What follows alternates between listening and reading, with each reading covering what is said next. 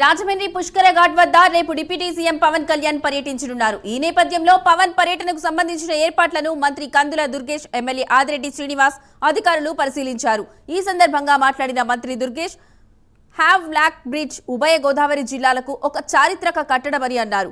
127 సంవత్సరాల చరిత్ర గల హేవ్ లాక్ రైల్వే పాత బ్రిడ్జిని పర్యాటకంగా అభివృద్ధి చేస్తున్నట్లు తెలిపారు.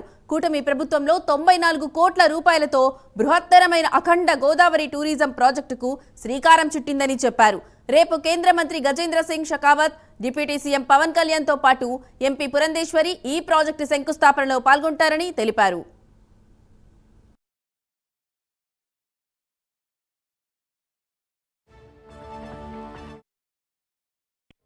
సుందరీకరించడం, దాంతోపాటు ఇక్కడ పుష్కర్ ఘాట్ ఏదైతే ఉందో పుష్కర్ ఘాటు మనకి ఒక సెంటిమెంట్గా ఉండేటువంటి స్నానఘాట్గా ఉన్నటువంటి సందర్భం మనకు తెలుసు.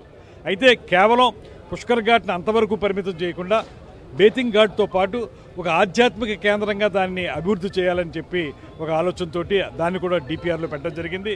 ఇక్కడ ఉన్నటువంటి ఆలయాలు ఏవైతే ఉన్నాయో వాటన్నింటినీ కూడా ఆధునీకరించి ప్రజలందరికీ ఆధ్యాత్మిక కేంద్రంగా దీన్ని ఉంచి, అదేవిధంగా హ్యావలాక్ బ్రిడ్జిని ఇవాళ 18 పిల్లర్ల వరకు దాన్ని అభివృద్ధి చేసి ఆ పక్క నుంచి మెట్లు పెట్టి బ్రిడ్జి లంకలోకి దిగేలాగా, బ్రిడ్జి లంక మీద మనకి విస్తారమైనటువంటి ప్రదేశం ఉంది. అక్కడ అనేక పర్యాటకపరమైనటువంటి అంశాలను ఏర్పాటు చేయడానికి, ముఖ్యంగా ఏదైతే బోటింగ్ కానీ, అదేవిధంగా టెంట్ హౌసెస్ కానీ, అదేవిధంగా వాటర్ స్పోర్ట్స్ కానీ ఇవన్నీ ఏర్పాటు చేయడం ద్వారా సందర్శకుల యొక్క సంఖ్యను పెంచడానికి ఈ అఖండ గోదావరి ప్రాజెక్ట్ని పట్టాలు ఎక్కిస్తా ఉన్నాం.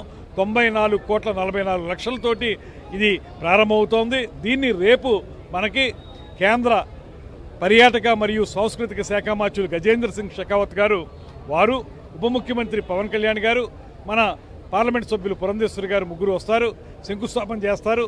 దాంతో కార్యక్రమం ప్రారంభమవుతుంది. ఇక్కడి నుంచి వెళ్ళి సైన్స్ మ్యూజియం ప్రారంభిస్తారు. అక్కడి నుంచి మన ఫారెస్ట్ దగ్గరికి వెళ్ళి అక్కడ ఉన్నటువంటి ఈ మధ్యకాలంలో పవన్ కళ్యాణ్ గారు ప్రత్యేకంగా కేంద్ర ప్రభుత్వాన్ని అడిగి సాధించుకొచ్చినటువంటి ఫారెస్ట్ అకాడమీని కూడా శంకుస్థాపన చేస్తారు. మొత్తంగా ఈ 3 కార్యక్రమాలు రేపు మధ్యాహ్నం వరకు ఉంటాయి. రేపు ఉదయం 9 గంటలకి వారు ముగ్గురు వస్తున్నారు. వారితో ఈ కార్యక్రమాలు చేయిస్తాం. మీరందరూ కూడా పాల్గొని కార్యక్రమాన్ని